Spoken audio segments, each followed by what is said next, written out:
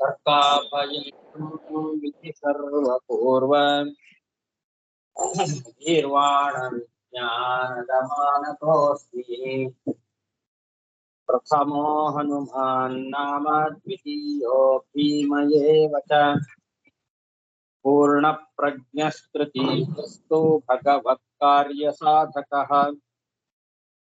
बुद्धिर्बलं यशोधैर्यं निर्भयत्वम् अरोगता अजाड्यं वाक्पटुत्वं च हनूमत्स्मरणाद् भवेत् पृथ्वीमण्डलमध्यस्थाः पूर्णबोधमतानुगाः वैष्णवा विष्णुहृदयाः तान्नमस्ये गुरुन् मम जन्माद्यस्य यतोऽन्वयादितरतश्चार्थेष्वभिघ्नस्वराट् तेने ब्रह्महृदाय आदिकवये मुह्यन्ति यं सूरयः तेजो वारिमृदां यथा विनिमयो यत्र त्रिसर्गो मृषा धाम्ना स्वेन सदा निरस्तकुहकं सत्यं परं धीमहि सृष्टिस्थित्यप्येहानियतिदृशितमो बन्धमोक्षाश्च यस्मात् अस्य श्रीब्रह्मरुद्रप्रभृतिसुरनरद्वीषशत्रुत्मकस्य विष्णोर्व्यस्ताः समस्ताः सकलगुणनिधिः सर्वदोषव्यपेतः पूर्णानन्दो व्ययो यो गुरुरपि परमः चिन्तयेतं महान्तम् यं प्रव्रजन्तमनुपेतमपेतकृत्यं द्वैपायनो विरहकातर आजुहाव पुत्रेति तन्मयतया तरवोऽपि नेदुः तं सर्वभूतहृदयं मुनिमानतोऽस्मि श्रीगुरुभ्यो नमः हरिः ओम् ಶ್ರೀಮದ್ಭಾಗವತದ ಚತುರ್ಥ ಸ್ಕಂದದ 13ನೇ ಅಧ್ಯಾಯದಲ್ಲಿ ಇವತ್ತು 31ನೇ ಶ್ಲೋಕ.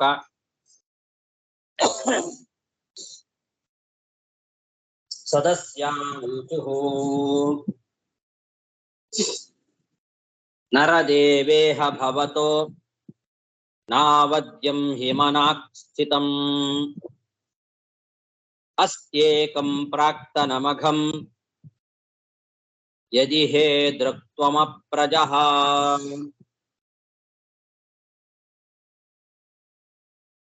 ಅಂಗ ಮಹಾರಾಜ ಅಶ್ವಮೇಧ ಯಾಗವನ್ನ, ಪುತ್ರಕಾಮೇಷ್ಟಿ ಯಾಗವನ್ನ ಮಾಡ್ತಾ ಇದ್ದಾನೆ. ಆ ಸಮಯದಲ್ಲಿ ಋತ್ವಿಜರು ದೇವತೆಗಳನ್ನ ಮಂತ್ರಪೂರ್ವಕವಾಗಿ ಕರೆದರೂ ಕೂಡ ದೇವತೆಗಳು ಬಂದು ಆಹುತಿಯನ್ನ ಸ್ವೀಕಾರ ಮಾಡ್ತಾ ಇಲ್ಲ. ಅದಕ್ಕೆ ಆ ಅಂಗರಾಜ ಕೇಳಿದ, ಯಾಕೆ ಬರ್ತಾ ಇಲ್ಲ, ನಾನೇನು ಅಪರಾಧ ಮಾಡಿದ್ದೇನೆ ಅಂತ ಸದಸ್ಯರ ಹತ್ತಿರ ಕೇಳಿದಾಗ ಸದಸ್ಯರು ಹೇಳುವ ಮಾತಿದು, ರಾಜ, ನೀನು ಈ ಜನ್ಮದಲ್ಲಂತೂ ಯಾವುದೇ ರೀತಿಯಾದ ಪಾಪಗಳನ್ನು ಮಾಡಿಲ್ಲ. ಅದು ನಮಗೂ ಗೊತ್ತಿದೆ, ನಿನಗೂ ಗೊತ್ತಿದೆ. ಆದ್ರೂ ನಿನಗೆ ಸಂತಾನ ಆಗಿಲ್ಲ ಅಂತಾದ್ರೆ ಹಿಂದೆ ಯಾವುದೋ ಜನ್ಮದಲ್ಲಿ ನೀನು ಬಾಲಹತ್ಯ ಮೊದಲಾದಂತಹ ಏನಾದರೂ ಪಾಪವನ್ನ ಮಾಡಿರ್ಲೇಬೇಕು. ಇಲ್ಲದೆ ಇದ್ರೆ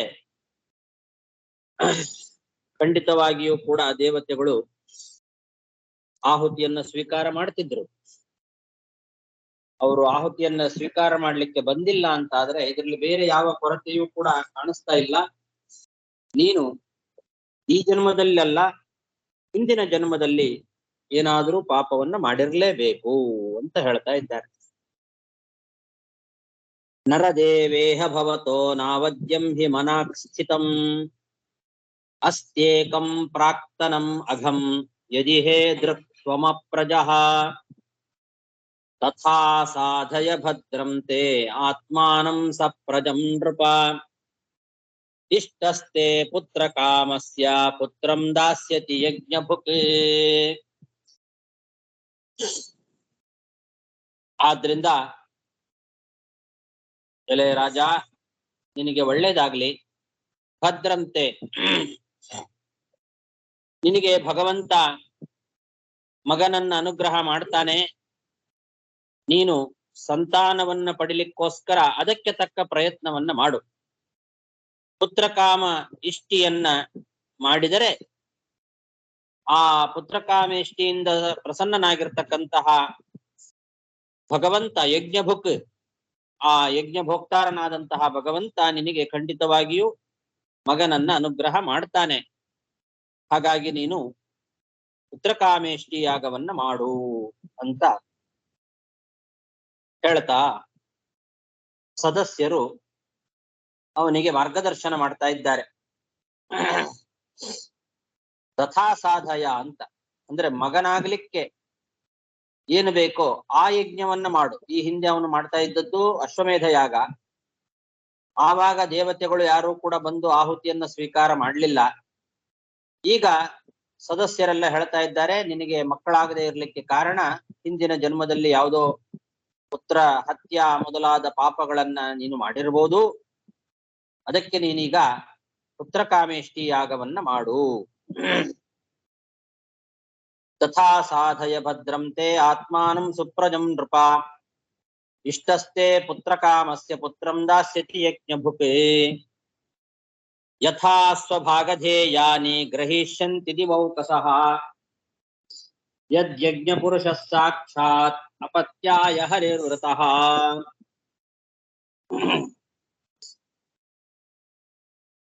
ನೀನು ಪುತ್ರಕಾಮೇಷ್ಟಿ ಯಾಗವನ್ನ ಮಾಡಿದರೆ ಯಜ್ಞ ಪುರುಷನಾಗಿರ್ತಕ್ಕಂತಹ ಆ ಸಾಕ್ಷಾತ್ ಭಗವಂತ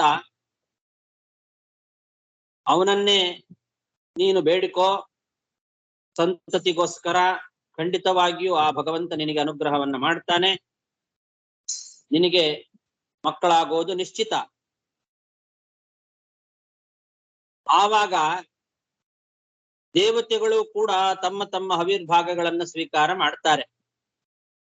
ಯಾವಾಗ ನೀನು ಪುತ್ರಕಾಮೇಷ್ಟಿ ಯಾಗದಿಂದ ಸಾಕ್ಷಾತ್ ಭಗವಂತನನ್ನ ಪ್ರಸನ್ನಗೊಳಿಸ್ತೀಯೋ ಆವಾಗ ಆ ಭಗವಂತ ಪ್ರಸನ್ನನಾಗಿ ನಿನಗೆ ಪುತ್ರ ಭಾಗ್ಯವನ್ನ ಕೊಡೋದು ನಿಶ್ಚಿತ ಅಂತಾದ ಮೇಲೆ ದೇವತೆಗಳು ಕೂಡ ಬಂದು ನಿನ್ನ ಈ ಹವಿರ್ಭಾಗಗಳನ್ನ ಸ್ವೀಕಾರ ಮಾಡಿಯೇ ಮಾಡ್ತಾರೆ ಅಂತ ಹೀಗೆ ಸದಸ್ಯರು ಅಂಗ ಮಹಾರಾಜನಿಗೆ ಹೇಳ್ತಾ ಇದ್ದಾರೆ. ಅಶ್ವಮೇಧ ಯಾಗ ಮಾಡುವಾಗ ದೇವತೆಗಳು ಬಂದು ಹವಿರ್ಭಾಗವನ್ನ ಸ್ವೀಕಾರ ಮಾಡಿರ್ಲಿಲ್ಲ. ಅದಕ್ಕೆ ಕಾರಣ ಅವನಿಗೆ ಪುತ್ರ ಪ್ರಾಪ್ತಿಗೆ ಪ್ರತಿಬಂಧಕವಾದ ಪೂರ್ವಜನ್ಮದ ಯಾವುದೋ ಒಂದು ಪಾಪ ಇರಬೇಕು. ಅದರ ನಿವೃತ್ತಿಗೆ ಪುತ್ರಕಾಮೇಷ್ಟಿ ಯಾಗವನ್ನ ಮಾಡಬೇಕು. ಆ ಯಾಗವನ್ನ ಮಾಡಿದ ಮೇಲೆ ದೇವತೆಗಳು ಹವಿಸ್ಸನ್ನ ಸ್ವೀಕಾರ ಮಾಡ್ತಾರೆ, ಇಲ್ಲದೆ ಇದ್ರೆ ಸ್ವೀಕಾರ ಮಾಡೋದಿಲ್ಲ. ಆ ಯಾಗ ನಡೆಯದೆ ಸ್ವರ್ಗ ಪ್ರಾಪ್ತಿಯೂ ಆಗೋದಿಲ್ಲ. ಆ ಕಾರಣದಿಂದ ಬಟ್ ತಮಿಳ್ ಇಲ್ಲದ ಅವಳು ತೆಲುಗ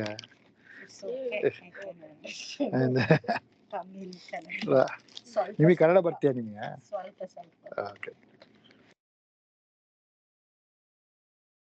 ಆ ರಾಜನಿಗೆ ಆ ಸದಸ್ಯರಾಗಿರ್ತಕ್ಕಂತಹ ಮುನಿಗಳು ಹೇಳ್ತಾ ಇದ್ದಾರೆ, ಇಲ್ಲಿ ಮಕ್ಕಳಿಲ್ಲದೆ ಇರೋರು ಸತ್ಕರ್ಮವನ್ನ ಮಾಡಿದರೂ ಕೂಡ ದೇವತೆಗಳು ಸ್ವೀಕಾರ ಮಾಡೋದಿಲ್ಲ ಅನ್ನೋ ರೀತಿಯಲ್ಲಿ ಹೇಳಿದಂತೆ ಕಾಣ್ತದೆ. ಇವನು ಮೊದಲು ಮಾಡ್ತಾ ಇದ್ದದ್ದು ಅಶ್ವಮೇಧ ಯಾಗ. ಅಲ್ಲಿ ದೇವತೆಗಳು ಬಂದು ಆ ಆಹುತಿಯನ್ನ ಸ್ವೀಕಾರ ಮಾಡಲಿಲ್ಲ. ಅದಕ್ಕೆ ಯಾಕೆ ಮಾಡಲಿಲ್ಲ ಅಂತ ಅನ್ನೋದಕ್ಕೆ ಇಲ್ಲಿ ಕಾರಣವನ್ನ ಹೇಳುವಾಗ, ನಿನಗೆ ಮಕ್ಕಳಿಲ್ಲ, ಅದಕ್ಕೆ ಮಕ್ಕಳಾಗದೆ ಇರ್ಲಿಕ್ಕೆ ನಿನಗೆ ಏನೋ ಒಂದು ಹಿಂದೆ ಮಾಡಿದ ಪಾಪ ಕಾರಣ. ಅದಕ್ಕೆ ನೀನು ಮೊದಲು ಮಕ್ಕಳಾಗುವಂತೆ ಪುತ್ರಕಾಮೇಷ್ಟಿ ಯಾಗ ಮಾಡು, ಆಮೇಲೆ ನಿನಗೆ ಮಕ್ಕಳಾಗ್ತದೆ. ಆ ನಂತರದಲ್ಲಿ ಈ ಅಶ್ವಮೇಧ ಯಾಗಕ್ಕೆ ದೇವತೆಗಳು ಬಂದು ಆಹುತಿಯನ್ನು ಸ್ವೀಕಾರ ಮಾಡ್ತಾರೆ ಅಂತ ಇಷ್ಟು ವಿಷಯ ಭಾಗವತದಲ್ಲಿ ಬಂದಿದೆ. ಇದನ್ನ ನೋಡಿದಾಗ ಮೇಲ್ನೋಟಕ್ಕೆ ಮಕ್ಕಳಿಲ್ಲದೆ ಇರ್ತಕ್ಕಂಥವರು ಸತ್ಕರ್ಮ ಆಚರಣೆಯನ್ನ ಮಾಡಿದರೂ ಕೂಡ ದೇವತೆಗಳು ಅದನ್ನ ಸ್ವೀಕಾರ ಮಾಡೋದಿಲ್ಲ, ಅವರಿಗೆ ಸದ್ಗತಿ ಇಲ್ಲ ಅಂತ ಮೇಲ್ನೋಟಕ್ಕೆ ಹೇಳಿದಂತೆ ಕಾಣ್ತದೆ. ಇದಕ್ಕೆ ತಕ್ಕಂತೆ ವೇದವೂ ಕೂಡ ಒಂದು ಮಾತನ್ನ ಹೇಳುತ್ತದೆ. ನಾಪುತ್ರಸ್ಯ ಲೋಕೋಸ್ತಿ ಅಪುತ್ರಸ್ಯ ಗತಿರ್ನಾಸ್ತಿ ನಾಪುತ್ರಸ್ಯ ಲೋಕೋ ಅಸ್ತಿ ಅಂತ ವೇದ. ಇದನ್ನ ಉದಾಹರಿಸಿ ಇವನಿಗೆ ಮಕ್ಕಳು ಇಲ್ಲ ಅನ್ನೋ ಕಾರಣದಿಂದಲೇನೆ ದೇವತೆಗಳು ಬಂದು ಆಹುತಿಯನ್ನ ಸ್ವೀಕಾರ ಮಾಡಿಲ್ಲ ಅಂತ ಬೇರೆ ವ್ಯಾಖ್ಯಾನಕಾರರು ಹಾಗೆ ವ್ಯಾಖ್ಯಾನ ಮಾಡಿ ಹೇಳಿದ್ದಾರೆ.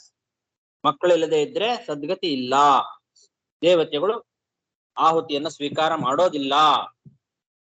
ಅದಕ್ಕೆ ಇಲ್ಲಿ ಮುನಿಗಳೆಲ್ಲ ಮಕ್ಕಳಾಗ್ಲಿಕ್ಕೋಸ್ಕರ ನೀನು ಪುತ್ರ ಕಾಮೇಷ್ಟಿ ಯಾಗ ಮಾಡು ಅಂತ ಹೇಳ್ತಾ ಇದ್ದಾರೆ ಅಂತ ಗಿರಿಧರಿಯ ವ್ಯಾಖ್ಯಾನದಲ್ಲಿ ಹಾಗೆ ಆ ವೇದವನ್ನ ದೃಷ್ಟಾಂತವನ್ನಾಗಿ ಕೊಟ್ಟು ಹೇಳಿದ್ದಾರೆ. ಆಮೇಲೆ ಪುತ್ರ ಕಾಮೇಷ್ಟಿ ಯಾಗವನ್ನ ಇವನು ಮಾಡಿದ. ಆ ಪುತ್ರ ಕಾಮೇಷ್ಟಿ ಅನ್ನೋದು ವಿಷ್ಣು ಯಾಗ.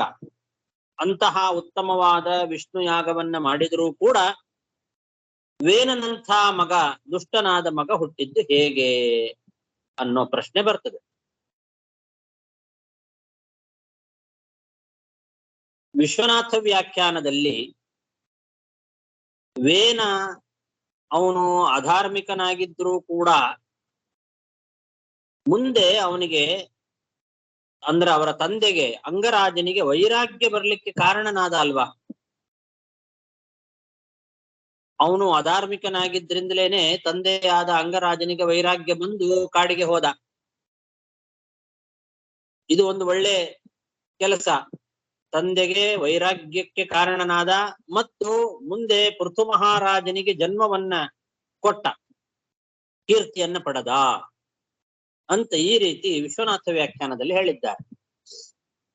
ಅವನು ಪುತ್ರಕಾಮೇಷ್ಟಿ ಯಾಗ ಮಾಡಿದರೂ ಕೂಡ ಇಂಥ ದುಷ್ಟ ಮಗ ಯಾಕೆ ಹುಟ್ಟಿದ ಅಂತನ್ನೋ ಪ್ರಶ್ನೆಗೆ ಉತ್ತರವಾಗಿ ವಿಶ್ವನಾಥ ವ್ಯಾಖ್ಯಾನದಲ್ಲಿ ಈ ರೀತಿ ಸಮಾಧಾನ ಹೇಳಿದ್ದಾರೆ. ಅವನು ಅಧಾರ್ಮಿಕನಾದರೂ ತಂದೆಯ ವೈರಾಗ್ಯಕ್ಕೆ ಕಾರಣನಾದ ಮತ್ತು ಪೃಥು ಮಹಾರಾಜನ ಜನ್ಮಕ್ಕೆ ಕಾರಣನಾದ, ಒಳ್ಳೆ ಕೀರ್ತಿವಂತನಾದ ಅಂತ. ಆದ್ರೆ ಅದು ಸರಿಯಲ್ಲ. ತಂದೆಯ ವೈರಾಗ್ಯಕ್ಕೆ ವೇನ ಕೆಟ್ಟ ಕೆಲಸವನ್ನೇ ಮಾಡಬೇಕು ಅಂತೇನಿರ್ಲಿಲ್ಲ.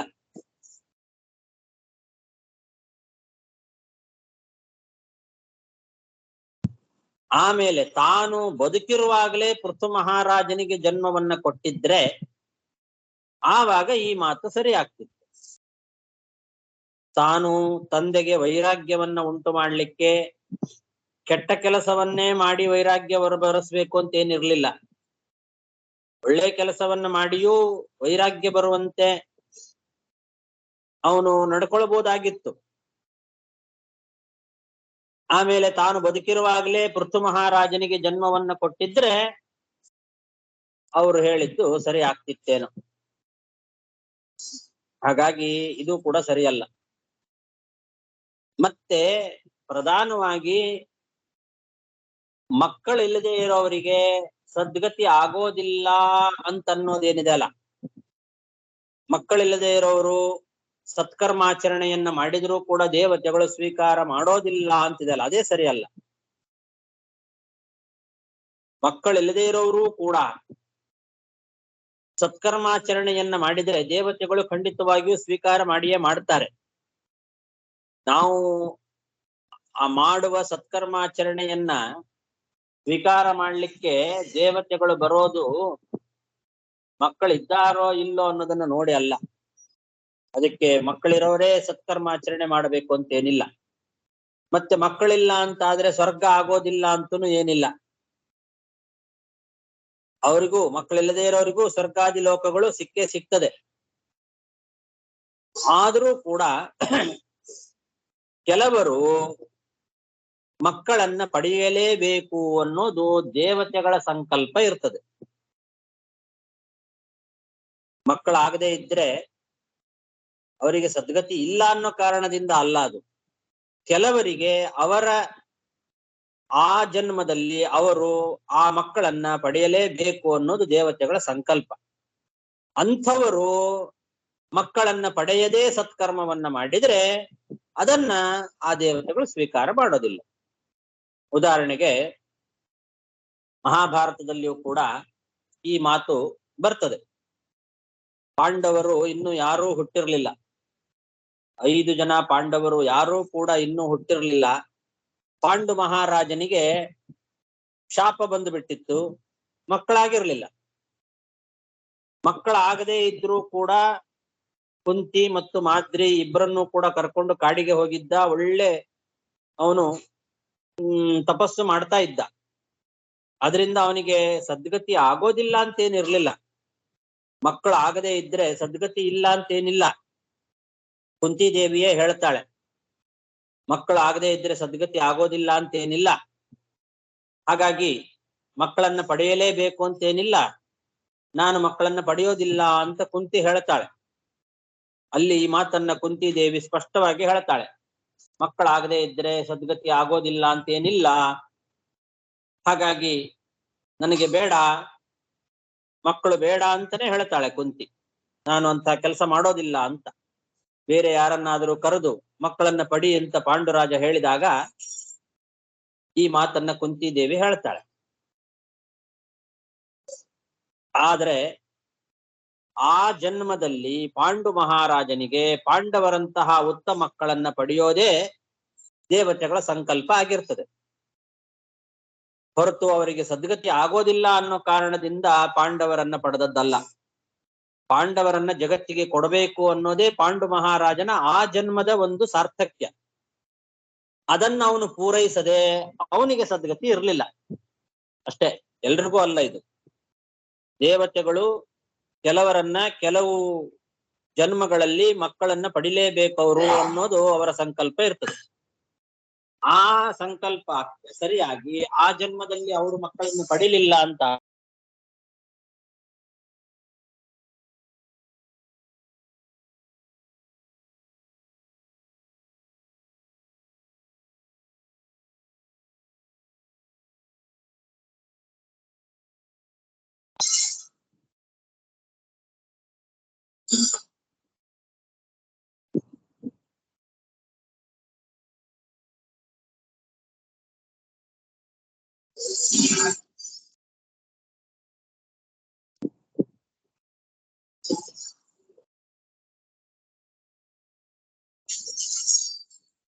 ಕೇಳಿಸ್ತಾ ಇದೆಯಾ?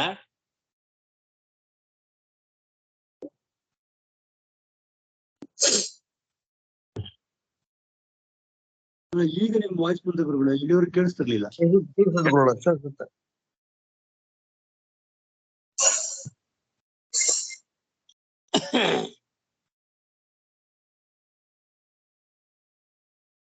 ಮಧ್ಯದಲ್ಲಿ ಕಾಲ್ ಬಂತು ಅಂದ್ರೆ ಕಟ್ ಆಗ್ಬಿಡತ್ತೆ, ಅದೇ ಸಮಸ್ಯೆ.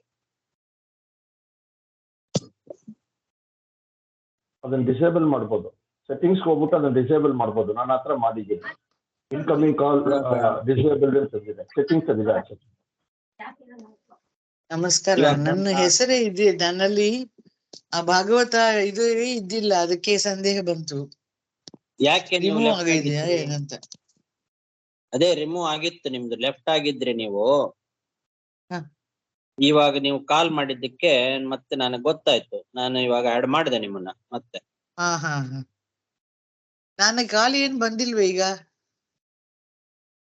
ನಾನೇ ಆಡ್ ಮಾಡಿದ್ನಲ್ಲ ಇವಾಗ ನಿಮ್ಮನ್ನ. ಇಲ್ಲ, ನಾನು ಕಾಲ್ ಭಾಗವತ ಆಗಿಂದ ನಾನು ಕಾಯ್ತಾ ಇದ್ದೀನಿ. ನಾನು ಅಲ್ಲಿಂದ ತೆಗೆದು ಬಿಟ್ಟಿದ್ದೀನಿ ಅಂತ ತಕೊಂಡೆ. ನೀವು ಕಾಲ್ ಮಾಡಿದ್ದಕ್ಕೆ ನಾನು ಇವಾಗ ಎಲ್ಲರಿಗೂ ಕಾಲ್ ಕಟ್ ಆಯ್ತು. ಪಾಠ ಅರ್ಧದಲ್ಲಿ ಕಟ್ ಆಯ್ತು. ಧನ್ಯವಾದ. ನಾನು ಮತ್ತೆ ಗೊತ್ತಾಯ್ತು, ನಿಮ್ಮನ್ನ ಆಡ್ ಮಾಡಿದೆ ಇವಾಗ ನಾನು.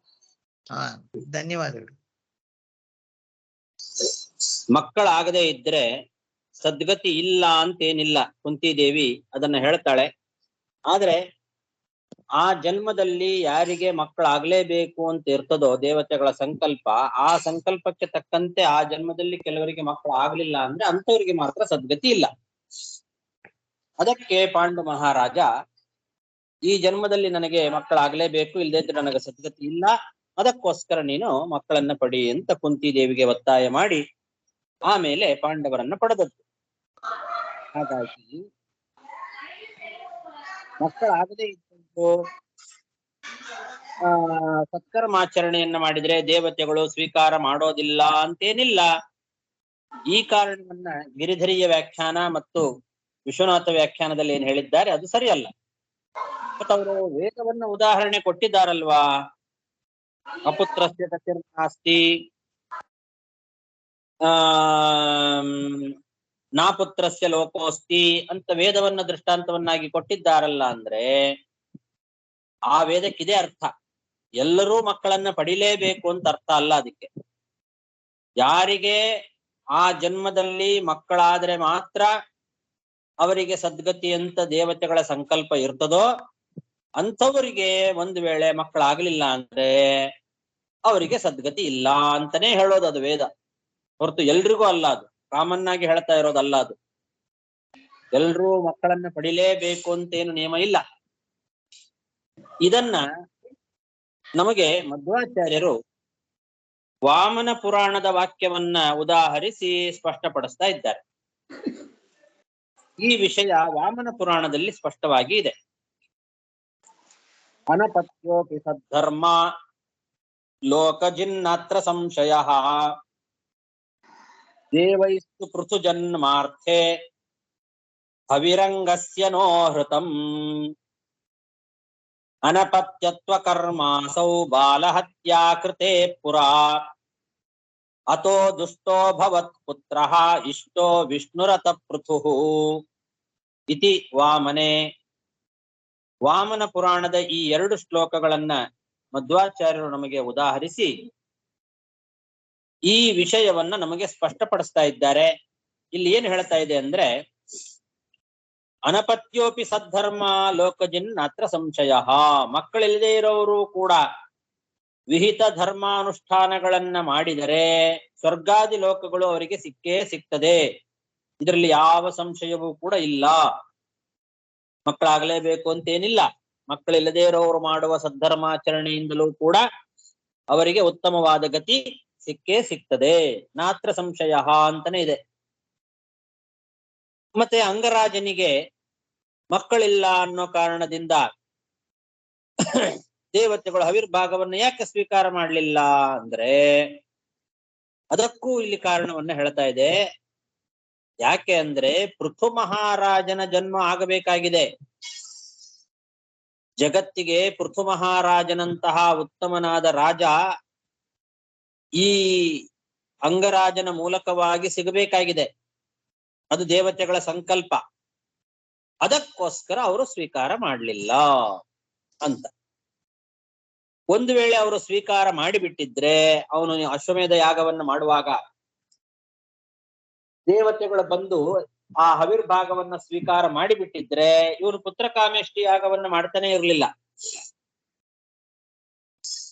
ಅವರು ಸ್ವೀಕಾರ ಮಾಡದೇ ಇದ್ದದ್ದಕ್ಕೋಸ್ಕರನೇ ಇವನಿಗೆ ಸಂಶಯ ಬಂದು ಯಾಕೆ ಅಂತ ಕೇಳಿದ. ಅದಕ್ಕೆ ಸದಸ್ಯರುಗಳು ಹೇಳಿದ್ರು ಪುತ್ರಕಾಮೇಷ್ಟಿ ಯಾಗ ಮಾಡು ಅಂತ. ಹಾಗೆ ಪುತ್ರಕಾಮೇಷ್ಟಿ ಯಾಗವನ್ನ ಅವನ ಕೈಯಿಂದ ಮಾಡಿಸಿ ಮುಂದೆ ಅವನ ಕುಲದಲ್ಲಿ ಪೃಥು ಮಹಾರಾಜನ ಜನ್ಮ ಆಗಬೇಕು. ಅದಕ್ಕೋಸ್ಕರ ಪುತ್ರಕಾಮೇಷ್ಟಿ ಯಾಗವನ್ನ ಮಾಡಿಸ್ಲಿಕ್ಕೆ ಈ ಅಶ್ವಮೇಧ ಯಾಗ ಮಾಡುವಾಗ ದೇವತೆಗಳು ಬಂದು ಇದನ್ನ ಹವ್ಯಸ್ಸನ್ನ ಸ್ವೀಕಾರ ಮಾಡಲಿಲ್ಲ. ಸರಿ, ಹಾಗಾದ್ರೆ ಇನ್ನೊಂದು ಪ್ರಶ್ನೆ ಉಳಿತಲ್ಲ. ಪುತ್ರಕಾಮೇಷ್ಠಿ ಯಾಗದಂತಹ ಉತ್ತಮವಾದ ವಿಷ್ಣು ಯಾಗವನ್ನ ಮಾಡಿದ್ರೂ ಕೂಡ ವೇನನಂತಹ ಕೆಟ್ಟ ಮಗ ಯಾಕೆ ಹುಟ್ಟಿದ ಅಂತ ಅದೊಂದು ಪ್ರಶ್ನೆ ಉಳಿತು. ಅದಕ್ಕೆ ಕಾರಣ ಅಂಗರಾಜ ಹಿಂದಿನ ಜನ್ಮದಲ್ಲಿ ಬಾಲಹತ್ಯೆ ಮಾಡಿದ್ದ. ಅದನ್ನು ವಾಮನ ಪುರಾಣ ತಿಳಿಸ್ತಾ ಇದೆ. ಬಾಲಹತ್ಯಾ ಕೃತೇ ಪುರ. ಈ ಅಂಗರಾಜ ಹಿಂದಿನ ಜನ್ಮದಲ್ಲಿ, ಈ ಜನ್ಮದಲ್ಲಂತೂ ಮಾಡಿಲ್ಲ ಅಂತ ಭಾಗವತವೇ ಸ್ಪಷ್ಟವಾಗಿ ತಿಳಿಸ್ತಾ ಇದೆ. ನರದೇವ ಇಹ ಭವತೋ ನಾವದ್ಯಂ ಹಿ ಮನಾಕ್ಸ್ಥಿತಂ ಅಂತ ಮುನಿಗಳು ಹೇಳಿಬಿಟ್ಟಿದ್ದಾರೆ. ಈ ಜನ್ಮದಲ್ಲಂತೂ ನೀ ಏನು ಪಾಪ ಮಾಡಿಲ್ಲ. ಹಿಂದಿನ ಜನ್ಮದಲ್ಲಿ ಈ ಅಂಗರಾಜ ಬಾಲಹತ್ಯಾ ಪಾಪ ಮಾಡಿದ್ದ.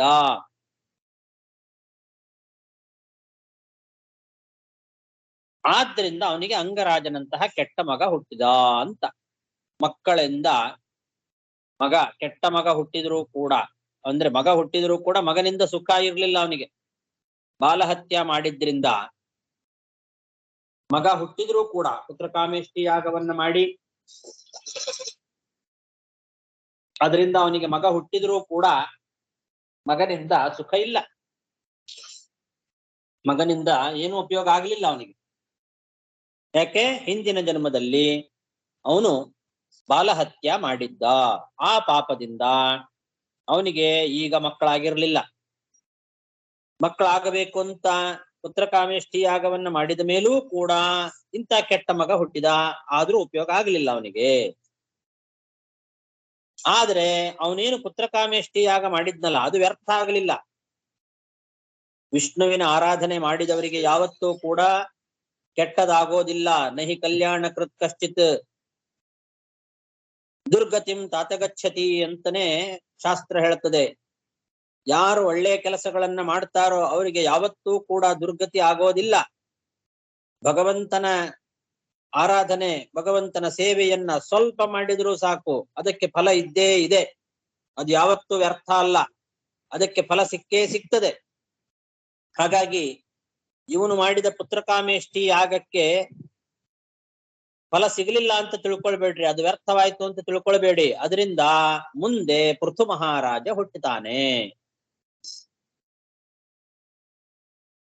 ಪೃಥು ಮಹಾರಾಜ ಆಮೇಲೆ ಯಾಕೆ ಹುಟ್ಟಿದ? ಇವನಿಗೆ ಮಗನಾಗಿ ಪೃಥು ಮಹಾರಾಜನೇ ಹುಟ್ಟಬಹುದಾಗಿತ್ತಲ್ಲ. ಮಧ್ಯದಲ್ಲಿ ಈ ವೇನ ಯಾಕೆ ಬಂದ? ಕೆಟ್ಟ ಮಗ ವೇನ ಹುಟ್ಟಿ ಆಮೇಲೆ ಆ ವೇನನ ತೋಳನ್ನ ಮಥನ ಮಾಡಿದ ಮೇಲೆ ಪೃಥು ಮಹಾರಾಜ, ಅಲ್ಲಿವರೆಗೂ ಯಾಕೆ? ಇವನು ಪುತ್ರಕಾಮೇಷ್ಟಿಯಾಗ ಮಾಡಿದ್ರಿಂದಲೇ ಇವನು ಪೃಥು ಮಹಾರಾಜ ಮಗನಾಗಿ ಹುಟ್ಟಿದ್ದು ಅಂತ ನೀವು ಹೇಳೋದಾದ್ರೆ ಇವನಿಗೆ ಹುಟ್ಟಬಹುದಾಗಿತ್ತಲ್ವಾ? ಅಂದ್ರೆ ಅದು ಹಿಂದಿನ ಜನ್ಮದಲ್ಲಿ ಮಾಡಿದ ಪಾಪದ ಫಲ. ಅವನು ಹಿಂದಿನ ಜನ್ಮದಲ್ಲಿ ಬಾಲಹತ್ಯಾ ಮಾಡಿದ್ರಿಂದ ಅದು ಪ್ರಬಲವಾಗಿತ್ತು, ಆ ಪಾಪ ಬಹಳ ಬಲಿಷ್ಠವಾದದ್ದು. ಆದ್ರಿಂದ ಮೊದಲು ಪೃಥುವಿನ ಜನ್ಮ ಆಗಲಿಲ್ಲ, ಸ್ವಲ್ಪ ತಡ ಆಯ್ತು ಅಂತ ಇಷ್ಟು ವಿಷಯ ವಾಮನ ಪುರಾಣದಲ್ಲಿ ಸ್ಪಷ್ಟವಾಗಿದೆ. ಅನಪತ್ಯತ್ವ ಕರ್ಮಾಸೌ ಬಾಲಹತ್ಯಾ ಕೃತೇಹೇ ಪುರಾ ಅಥೋ ದುಷ್ಟೋ ಭವತ್ ಪುತ್ರ ಇಷ್ಟೋ ವಿಷ್ಣುರಥ ಪೃಥು. ಆದ್ರಿಂದ ಮೊದಲು ದುಷ್ಟ ಅನಾದ ಮಗ ಹುಟ್ಟಿದ, ಆಮೇಲೆ ಪೃಥು ಮಹಾರಾಜನ ಜನ್ಮ ಆಯಿತು. ಆದ್ರಿಂದ ಪುತ್ರಕಾಮೇಷ್ಟಿ ಯಾಗ ವ್ಯರ್ಥ ಆಗಲಿಲ್ಲ. ಆ ಯಾಗವನ್ನ ಮಾಡಬೇಕು ಅನ್ನೋ ಉದ್ದೇಶದಿಂದಲೇನೆ ದೇವತೆಗಳು ಈಗ ಅಂದ್ರೆ ಅಶ್ವಮೇಧ ಯಾಗವನ್ನ ಮಾಡುವಾಗ ಅವರು ಬಂದು ಹವಿಸ್ಸನ್ನ ಸ್ವೀಕಾರ ಮಾಡಲಿಲ್ಲ ಅಂತ ಇಷ್ಟು ವಿಷಯವನ್ನ ಮಧ್ವಾಚಾರ್ಯರು ಈ ವಾಮನ ಪುರಾಣದ ವಾಕ್ಯವನ್ನ ಉದಾಹರಿಸಿ ನಮಗೆ ಹೇಳಲಿಲ್ಲ ಅಂತಾಗಿದ್ರೆ ನಮಗೆ ಗೊತ್ತೇ ಆಗ್ತಿರ್ಲಿಲ್ಲ. ಈ ಗಿರಿಧರಿಯ ವ್ಯಾಖ್ಯಾನ ಮತ್ತು ವಿಶ್ವನಾಥ ವ್ಯಾಖ್ಯಾನಗಳನ್ನ ನೋಡಿ ನಾವು ಕೂಡ ತಪ್ಪಾಗಿ ಅರ್ಥವನ್ನ ಮಾಡ್ಕೊಂಡು ಬಿಡಬೇಕಾಗ್ತಿತ್ತು. ಮಕ್ಕಳಿಲ್ಲದೆ ಇರೋವರಿಗೆ ಸದ್ಗತಿಯೇ ಇಲ್ಲ ಅಂತ ವೇದವಾಕ್ಯ ಕೂಡ ಅವರು ಉದಾಹರಿಸಿ ಹೇಳ್ತಾ ಇದ್ದಾರೆ. ಹಾಗಾಗಿ ಅದೇ ರೀತಿಯ ಅರ್ಥವನ್ನೇ ತಿಳ್ಕೊಂಡ್ ಬಿಡ್ತಿದ್ವಿ ನಾವೆಲ್ಲ. ಮಕ್ಕಳಿಲ್ಲದೆ ಇರೋರಿಗೆ ಸದ್ಗತಿಯೇ ಇಲ್ಲ ಅಂತಾನೆ ತಪ್ಪಾದ ಅಭಿಪ್ರಾಯವನ್ನು ತಿಳ್ಕೊಳ್ತಕ್ಕಂತ ಪ್ರಸಂಗ ಬರ್ತಿತ್ತು. ಭಾಗವತಕ್ಕೆ ಈ ರೀತಿ ತಪ್ಪು ವ್ಯಾಖ್ಯಾನಗಳನ್ನೆಲ್ಲ ಮಾಡಿದ್ದಾರೆ.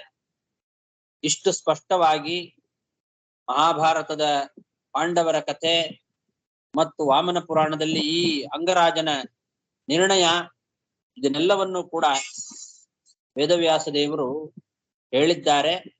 ಅದನ್ನೆಲ್ಲ ನೋಡದೆ ಮೇಲ್ನೋಟಕ್ಕೆ ಕಾಣುವ ಅರ್ಥವನ್ನೇ ಸರಿಯಾದ ಅರ್ಥ ಅಂತ ಇಟ್ಟುಕೊಂಡು ಓದಿಬಿಟ್ರೆ, ಅದೇ ರೀತಿ ವ್ಯಾಖ್ಯಾನಗಳನ್ನು ಮಾಡಿ 4 ಜನರಿಗೆ ಮೋಸ ಮಾಡಿದರೆ ಎಷ್ಟು ದೊಡ್ಡ ಅನರ್ಥ.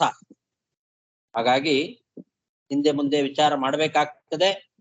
ಮಧ್ವಾಚಾರ್ಯರಂತಹ ಉತ್ತಮವಾದ ಗುರುಗಳು ನಮಗೆ ಸಿಕ್ಕು ಇಷ್ಟು ದೊಡ್ಡ ಮಾರ್ಗದರ್ಶನವನ್ನ ಮಾಡಿ ನಮಗೆ ಭಾಗವತ, ಮಹಾಭಾರತ, ವಾಮನ ಪುರಾಣ ಮೊದಲಾದ ಪುರಾಣಗಳು ಎಲ್ಲ ವೇದವ್ಯಾಸ ದೇವರ ವಾಕ್ಯಗಳನ್ನ ಸಮನ್ವಯ ಮಾಡಿ ಸರಿಯಾದ ನಿರ್ಣಯವನ್ನ ಕೊಡ್ತಕ್ಕಂತಹ ಆಚಾರ್ಯರು ಅಂದ್ರೆ ಮಧ್ವಾಚಾರ್ಯರು ಮಾತ್ರ. ಇದು ಈ ವಿಷಯದಿಂದ ನಮಗೆ ಸ್ಪಷ್ಟವಾಗ್ತಾ ಇದೆ. ನರದೇವೇಹ ಭವತೋ ನಾವದ್ಯಂ ಹಿಮನಾಕ್ ಸ್ಥಿತಂ ಅಸ್ತ್ಯೇಕಂ ಪ್ರಾಕ್ತನಮಘಂ ಯದಿ ಹೇ ದೃಕ್ತ್ವಮಪ್ರಜಃ ತಥಾ ಸಾಧಯ ಭದ್ರಂ ತೇ ಆತ್ಮಾನಂ ಸಪ್ರಜಂ ನೃಪ ಇಷ್ಟಸ್ತೆ ಪುತ್ರಕಾಮಸ್ಯ ಪುತ್ರಂ ದಾಸ್ಯತಿ ಯಜ್ಞಭುಕಿ ಯಥಾ ಸ್ವಭಾಗಧೇಯಾನಿ ಗ್ರಹೀಷ್ಯಂತಿ ದಿವೌಕಸಃ ಯದ್ಯಜ್ಞಪುರುಷಃ ಸಾಕ್ಷಾತ್ ಅಪತ್ಯಾಯ ಹರಿರ್ವೃತಃ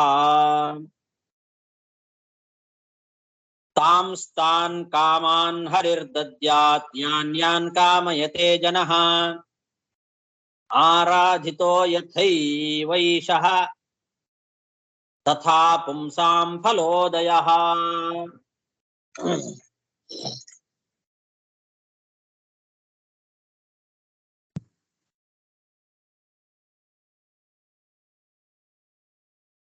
ಉಪಾಸನೆಯನ್ನ ಮಾಡತಕ್ಕಂತಹ ವ್ಯಕ್ತಿಗಳು ಯಾವ ಯಾವ ರೀತಿಯಾದ ಇಷ್ಟಾರ್ಥಗಳನ್ನ ಅವರು ಬಯಸ್ತಾರೋ ಅದೆಲ್ಲವನ್ನೂ ಕೂಡ ಭಗವಂತ ಕೊಡ್ತಾನೆ. ಯಾನ್ ಯಾನ್ ಕಾಮಯತೆ ಜನಃ ತಾನ್ ತಾನ್ ಹರಿಹಿ ದದ್ಯಾತ್. ನಾವು ಏನೇನು ಉಪಾಸನೆಯನ್ನ ಮಾಡುತ್ತೇವೋ, ಏನೇನು ಇಷ್ಟಾರ್ಥಗಳನ್ನ ಬಯಸ್ತೇವೋ ಆ ಎಲ್ಲ ಇಷ್ಟಾರ್ಥಗಳನ್ನು ಕೂಡ ಆ ಭಗವಂತ ಅವರಿಗೆ, ಆ ಉಪಾಸಕನಿಗೆ ಕೊಟ್ಟೇ ಕೊಡ್ತಾನೆ. ಯಾವ ಫಲಕಾಮನೆಯಿಂದ ಆ ಭಗವಂತನನ್ನ ಜನ ಆರಾಧನೆ ಮಾಡ್ತಾರೋ ಆ ಫಲ ಅವರಿಗೆ ಸಿಕ್ಕೇ ಸಿಗ್ತದೆ ಅಂತ ಸದಸ್ಯರಾದಂತಹ ಮುನಿಗಳು ಹೇಳ್ತಾ ಇದ್ದಾರೆ. ತಾಂಸ್ತಾನ್ ಕಾಮಾನ್ ಹರಿರ್ದತ್ಯಾತ್ ಯಾನ್ ಯಾನ್ ಕಾಮಯತೆ ಜನಃ ಆರಾಧಿತೋ ಯಥೈವೈಷಃ ತಥಾ ಪುಂಸಾಂ ಫಲೋದಯಃ ಇತಿ ವ್ಯವಸಿತಾ ವಿಪ್ರಾಹ ತಸ್ಯ ರಾಜ್ಞ ಪ್ರಜಾಪತೇಃ ಪುರೋಡಾಶಂ ನಿರವಪನ್ ಚಿಪಿವಿಷ್ಟಾಯ ವಿಷ್ಣವೇ. ಈ ರೀತಿ ನಿಶ್ಚಯ ಮಾಡಿ ಆ ಯಜ್ಞದಲ್ಲಿ ಭಾಗವಹಿಸಿರ್ತಕ್ಕಂತಹ ಋತ್ವಿಜರುಗಳೆಲ್ಲ ಈ ಅಂಗರಾಜನಿಗೆ ಪುತ್ರ ಸಂತತಿ ಆಗಬೇಕು ಎಂಬ ಉದ್ದೇಶದಿಂದ ಪುತ್ರಕಾಮೇಷ್ಟಿ ದೇವತೆಯಾಗಿರ್ತಕ್ಕಂತಹ ಶಿಪಿವಿಷ್ಟ ಎಂಬ ಭಗವಂತನ ರೂಪದ ತೃಪ್ತಿಗೋಸ್ಕರ ಮುಂದೆ ಅವರು ಪುರೋಡಾಶವನ್ನ ಸಮರ್ಪಣೆ ಮಾಡಿದ್ರು ಅಂತ ಹೇಳ್ತಾ ಇದ್ದಾರೆ. ಇತಿ ವ್ಯವಸ್ಥಿತ ವಿಪ್ರಾಹ ಅಂದ್ರೆ, ಇತಿ ಅಂದ್ರೆ ಇದುವರೆಗೂ ಹೇಳಿದಂತೆ ಈ ಅಂಗರಾಜನಿಗೆ, ಎಲ್ರಿಗೂ ಅಲ್ಲ, ಈ ಅಂಗರಾಜನಿಗೆ ಮಕ್ಕಳಾಗದೇ ಇದ್ರೆ ಅವನಿಗೆ ಮುಂದೆ ಸದ್ಗತಿ ಇಲ್ಲ, ಅವನಿಗೆ ಮಕ್ಕಳಾಗಲೇಬೇಕಾಗಿದೆ ಈ ಜನ್ಮದಲ್ಲಿ ಅನ್ನೋ ಕಾರಣಕ್ಕೋಸ್ಕರ ದೇವತೆಗಳು ಬರಲಿಲ್ಲ. ಆ ದೇವತೆಗಳು ಬರದೇ ಇರೋದ್ರಿಂದ ಅವನು ಮುಂದೆ ಪುತ್ರಕಾಮೇಷ್ಟಿ ಯಾಗವನ್ನ ಮಾಡಬೇಕು, ಅದರಿಂದ ಅವನಿಗೆ ಮಕ್ಕಳಾಗಬೇಕು ಅನ್ನೋದನ್ನೆಲ್ಲ ತಿಳ್ಕೊಂಡಿರ್ತಕ್ಕಂತಹ ಋತ್ವಿಜರು ಈ ಅಂಗರಾಜನಿಗೆ ಪುತ್ರ ಸಂತತಿ ಆಗಲಿ ಅನ್ನೋ ಉದ್ದೇಶ ಇಟ್ಟುಕೊಂಡು ಪುತ್ರಕಾಮೇಷ್ಟಿ ಯಾಗದಿಂದ ಶಿಪಿವಿಷ್ಟ ಎಂಬ ಭಗವಂತನ ರೂಪ, ಶಿಪಿವಿಷ್ಟಾಯ ವಿಷ್ಣವೇ, ಶಿಪಿವಿಷ್ಟ ಎಂಬ ಭಗವಂತನ ರೂಪದ ತೃಪ್ತಿಗೋಸ್ಕರ ಪುರೋಡಾಶಂ ನಿರವಪನ್, ಮುಂದೆ ಪುರೋಡಾಶವನ್ನ ಸಮರ್ಪಣೆ ಮಾಡಿದರು. ಇತಿ ವ್ಯವಸಿತಾ ವಿಪ್ರಾಹ ತಸ್ಯ ರಾಜ್ಞ ಪ್ರಜಾಪತೆ ತಸ್ಯ ರಾಜ್ಞ ಪ್ರಜಾತಯೇ ಪುರೋಡಾಶಂ ನಿರವಪನ್ ಶಿಪಿವಿಷ್ಟಾಯ ವಿಷ್ಣವೇ ತಸ್ಮಾತ್ ಪುರುಷ ಉತ್ತಸ್ಥೌ ಹೇಮಮಾಲ್ಯಮಲಾಂಬರಃ ಹಿರಣ್ಮಯೇನ ಪಾತ್ರೇಣ ಸಿದ್ಧಮಾದಾಯ ಪಾಯಸಂ. ಋತ್ವಿಜರು ಭಕ್ತಿ ಶ್ರದ್ಧಾ ಪುರಸ್ಸರವಾಗಿ ಶಿಪಿವಿಷ್ಟ ಎಂಬ ಭಗವಂತನ ರೂಪಕ್ಕೆ ಅವರು ಪುರೋಡಾಶವನ್ನ ಹೋಮ ಮಾಡಿದಾಗ ಅದರಿಂದ ಸಂತುಷ್ಟನಾಗಿರ್ತಕ್ಕಂತಹ ಭಗವಂತ ದಿವ್ಯವಾದ ಪುರುಷ ಆ ಅಗ್ನಿಕುಂಡದಿಂದ ಎದ್ದು ಬಂದನಂತೆ. ಆ ಭಗವಂತ ಬಂಗಾರದ ಪಾತ್ರೆಯಲ್ಲಿ ಸಿದ್ಧವಾದ ಒಂದು ಪಾಯಸವನ್ನ ಹಿಡ್ಕೊಂಡು ಬಂದಿದ್ದಾನೆ. ಶುಭ್ರವಾದ ಬಟ್ಟೆಯನ್ನ ಉಟ್ಟುಕೊಂಡಿದ್ದಾನೆ, ಬಂಗಾರದ ಹಾರಗಳನ್ನ ತೊಡ್ಕೊಂಡಿದ್ದಾನೆ. ಅಂತಹ ದಿವ್ಯ ಒಬ್ಬ ಪುರುಷ ಬಂಗಾರದ ಪಾತ್ರೆಯಲ್ಲಿ ಪಾಯಸವನ್ನ ಹಿಡ್ಕೊಂಡು ಅಗ್ನಿಕುಂಡದಿಂದ ಎದ್ದು ಬಂದಿದ್ದಾನೆ. ಈ ಪುತ್ರಕಾಮೇಷ್ಟಿ ಯಾಗವನ್ನ ಮಾಡಿದ್ರಿಂದ ಸಂತುಷ್ಟನಾದ ಭಗವಂತ ಅವರಿಗೆ ಈ ರೀತಿಯಾಗಿ ಅನುಗ್ರಹವನ್ನ ಮಾಡಿದ್ದಾನೆ ಅಂಗರಾಜನಿಗೆ. ಹಿರಣ್ಮಯೇನ ಪಾತ್ರೇಣ ಸಿದ್ಧಮಾದಾಯ ಪಾಯಸಂ ಅಂತ. ಬಂಗಾರದ ಪಾತ್ರೆಯಲ್ಲಿ ಪಾಯಸವನ್ನ ಸಿದ್ಧ ಮಾಡಿಕೊಂಡು ತಗೊಂಡು ಅಗ್ನಿಕುಂಡದಿಂದ ಎದ್ದು ಬಂದಿದ್ದಾನೆ. ಹೇಮಮಾಲ್ಯ ಮಲಾಂಬರಹ, ಅವನು ಬಂಗಾರದ ಹಾರಗಳನ್ನ ತೊಟ್ಟುಕೊಂಡಿದ್ದಾನೆ, ಶುಭ್ರವಾದ ಬಟ್ಟೆಯನ್ನು ಉಟ್ಟುಕೊಂಡಿದ್ದಾನೆ. ಅಮಲಾಂಬರಹ, ಒಳ್ಳೆ ಬಟ್ಟೆಯನ್ನು ಉಟ್ಟುಕೊಂಡಿದ್ದಂತೆ, ಬಂಗಾರದ ಹಾರವನ್ನ ತೊಡ್ಕೊಂಡಿದ್ದಂತೆ ಅಂತಹ ದಿವ್ಯ ಪುರುಷ ಕೈಯಲ್ಲಿ ಬಂಗಾರದ ಪಾತ್ರೆಯನ್ನು ಹಿಡ್ಕೊಂಡು ಅದರಲ್ಲಿ ಸಿದ್ಧವಾದ ಪಾಯಸವನ್ನು ತಗೊಂಡು ಅಗ್ನಿಕುಂಡದಿಂದ ಮೇಲೆದ್ದು ಬಂದಿದ್ದಾನೆ. ತಸ್ಮಾತ್ ಪುರುಷ ಉತ್ತಸ್ಥೋ ಹೇಮಮಾಲ್ಯಮಲಾಂಬರಃ ಹಿರಣ್ಮಯೇನ ಪಾತ್ರೇಣ ಸಿದ್ಧಮಾದಾಯ ಪಾಯಸಂ ಸವಿಪ್ರಾನುಮತೋ ರಾಜ ಗೃಹೀತ್ವಾಂಜಲಿನೋದನಂ ಅವಘ್ರಾಯ ಮುದಾಯುಕ್ತಃ ಪ್ರಾದಾತ್ ಪತ್ನ್ಯಾ ಉದಾರಧೀಹಿ. ಆ ರೀತಿ ದಿವ್ಯನಾದ ಪುರುಷ ಬಂಗಾರದ ಪಾತ್ರೆಯಲ್ಲಿ ಪಾಯಸವನ್ನು ಹಿಡ್ಕೊಂಡು ಬಂದಾಗ ಅಂಗ ಮಹಾರಾಜ ಬಹಳ ಸಂತೋಷದಿಂದ ಆ ಋತ್ವಿಜರ ಅನುಮತಿಯನ್ನ ಪಡೆದು ಆ ಪಾಯಸವನ್ನ ತನ್ನ ಬೊಗಸೆಯಲ್ಲಿ ತೆಗೆದುಕೊಂಡ. ಸಂತೋಷದಿಂದ ಅದನ್ನ ಮೂಸಿ ನೋಡಿ ತನ್ನ ಪಟ್ಟದ ರಾಣಿಗೆ ಅದನ್ನ ಕೊಟ್ಟ.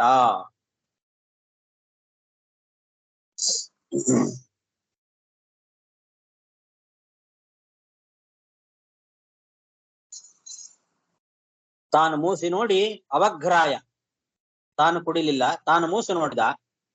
ತಾನು ಮೂಸು ನೋಡಿ ತನ್ನ ಹೆಂಡತಿಗೆ ಅದನ್ನ ಕೊಟ್ಟ. ಅವರ ಅಪ್ಪಣೆಯನ್ನ ಪಡೆದು ತಾನು ಮೂಸು ನೋಡಿದ. ಎಲ್ಲ ಋತ್ವಿಜರ ಅನುಮತಿಯನ್ನ ಪಡೆದು ವಿಪ್ರಾನುಮತಃ ಗೃಹೀತ್ವ ಅಂಜಲಿನ ಉದಕಂ, ತನ್ನ ಅಂಜಲಿಯ ಒಳಗೆ ಅದನ್ನ ತಗೊಂಡ. ಅಂಜಲಿನ ಉದನಂ, ಬೊಗಸೆಯಲ್ಲಿ ಅದನ್ನ ತಗೊಂಡು ಮೂಸು ನೋಡಿ ತನ್ನ ರಾಣಿಗೆ ಕೊಟ್ಟ. ಸವಿಪ್ರಾನುಮತೋ ರಾಜ ಗೃಹೀತ್ವಾಂಜಲಿನೋದನಂ ಅವಘ್ರಾಯ ಮುದಾಯುಕ್ತಃ ಪ್ರಾದಾತ್ ಪತ್ನ್ಯಾ ಉದಾರಧೀಹಿ.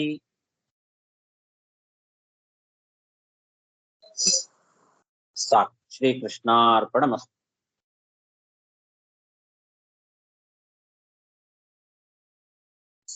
ಧನ್ಯವಾದ ಗುರು. ನಮಸ್ಕಾರ ಸರ್. ನಮಸ್ಕಾರ ಗುರು. ನಮಸ್ತೆ ಆಚಾರ್ಯ. ಒಂದು ಸಣ್ಣ ಪ್ರಶ್ನೆ. ನಮಸ್ಕಾರ. ಇದು ಧನ್ಯವಾದಗಳು ಆಚಾರ್ಯರೇ. ಸ್ಥಿತಿವಿಷ್ಟ ಬಂದು ಈ ಹಿರಣ್ಮಯ ಪಾತ್ರದಲ್ಲಿ ಬಂದು ಪಾಯಸ ಬಂದು ಕೊಡುವಾಗ ಆವಾಗ ಬಂದು ವೇಣನು ಹುಟ್ಟಿದಾನೋ, ವೇಣನ ಹುಟ್ಟಿದ ಮೇಲೆ ಬಂದು ಭಗವಂತನ ಪ್ರಸನ್ನ ಆತನೋ? ಇದು ಯಾವಾಗ ನಡುತ್ತೆ ಇದು? ಇದು ಮೊದಲೇ ಆಗಿದ್ದು, ವೇಣ ಇನ್ನು ಹುಟ್ಟಿರ್ಲಿಲ್ಲ. ಓ, ವೇಣನ ಹುಟ್ಲಿಕ್ಕೆ ಮುಂಚೆನೆ ಭಗವಂತ ಬಂದು ಇದು ಅಗ್ನಿಯಿಂದ ಹೊರಗೆ ಬರ್ತಾನೆ. ಹೌದು ಹೌದು. ಈಗ ಅವನಿಗಿನ್ನು ಮಕ್ಕಳಾಗಿಲ್ಲ. ಮಕ್ಕಳಾಗದೇ ಇರೋ ಸಮಯದಲ್ಲೇನೆ ಪುತ್ರಕಾಮೇಷ್ಟಿ ಯಾಗ ಮಾಡಿದ್ದು. ಪುತ್ರಕಾಮೇಷ್ಟಿ ಯಾಗ ಮಾಡುವಾಗ್ಲೇನೆ ಈಗ ಆ ಪಾಯಸವನ್ನ ತಗೊಂಡು ಬಂದದ್ದು ಅಗ್ನಿಕುಂಡದಿಂದ. ಆವಾಗಲೇ ನಡೆದದ್ದು. Okay okay okay. ಸೊ ಇದನ್ ಮೇಲೆ ಬಂದು ವೇಣು ಬರ್ತಾನೆ. ಹೌದು, ವೇಣ ಹುಟ್ಟೋದೇ ಇದರಿಂದ. Okay okay okay okay. ಗುರುಭ್ಯೋ ನಮಃ. ಗುರುಗಳೇ, ಉದನಂ ಅಂದ್ರೆ ಏನು? ಪಾತ್ರಯ ಅಂಜಲಿನ ಉದನಂ ಅಂದ್ರೆ ಬೊಗಸೆ ಅಂತ ಅರ್ಥ. ಅಂಜಲಿ ಅಂದ್ರೆ ಬೊಗಸೆ. ಅಂಜಲಿ ಅಂದ್ರೆ ಕರ ಮುಗಿಯೋದಿಲ್ಲವಾ? ಅಂಜಲಿ ಅಂದ್ರೆ ಕೈ ಇದು ಮಾಡೋದು, ಮುಗಿಯೋದು ಅಂತ ಅರ್ಥ. ಹೌದು. ಕೈಯನ್ನ ಎರಡು ಜೋಡಿಸೋದು. ಎರಡು ಕೈಯನ್ನ ಜೋಡಿಸೋದಕ್ಕೆ ಅಂಜಲಿ ಅಂತ ಕರೀತಾರೆ. ಓಕೆ. ಅದರಿಂದ ಆ ಪಾಯಸವನ್ನ ಅಂತ ಅರ್ಥ. ಅಂಜಲಿ ನೋದನಂ. ಉದನ್ ಅಂದ್ರೆ ಭಕ್ತಿಯಾ ಹಂಗೆ ತಿಳ್ಕೊಂಡೆ. ಪಾಯಸ ಅಂತ ಅರ್ಥ. ಓ ಸರಿ ಸರಿ.